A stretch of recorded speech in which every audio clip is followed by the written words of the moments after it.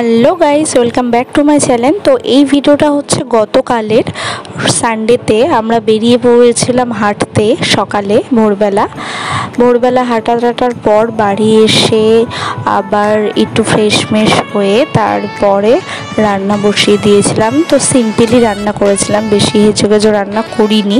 চিচিঙ্গি ভাজা আর তার সাথে চিকেন। তো চিকেনটা টোটালি কীভাবে করেছি টোটালটাই আমি ভিডিও করেছি। এই যে প্রথমে আলুগুলো ভেজে নিয়েছিলাম আর মিক্সিতে সমস্ত যেগুলো মশলা দেয় সেগুলো সব পেস্ট করে নিয়েছিলাম, যেমন পেঁয়াজ, রসুন, আদা এইসবগুলো সব পেস্ট করে নিয়েছিলাম। আর তেলের মধ্যে মশলাটা দিয়ে দিয়েছিলাম, একটা কাঁচা শুকনো লঙ্কা ফোড়ন দিয়েছিলাম।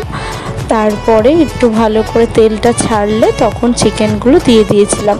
তো চিকেনটা আর ফোড়নে দিয়েছিলাম গোটা গরম মশলা, সেটাও দিয়েছিলাম, আর একটু টক দই দিয়েছিলাম। তো টক দইটা দেওয়ার পর খুব ভালোভাবে কষিয়েছি।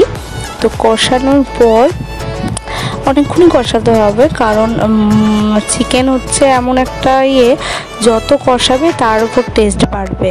কষালে মাংসগুলোও ঠিকঠাক থাকবে, ছেবড়া থাকবে না, তো খেতেও ভালো লাগবে।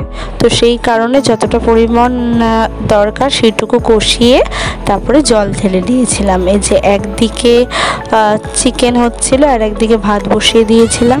তো এই দুটোই রান্না করেছি, সেরকম করিনি, রাতের দিকে করেছিলাম। এই যে রেডি। তো ভিডিওটা যদি ভালো লাগে অবশ্যই লাইক, কমেন্ট, সাবস্ক্রাইব। টাটা।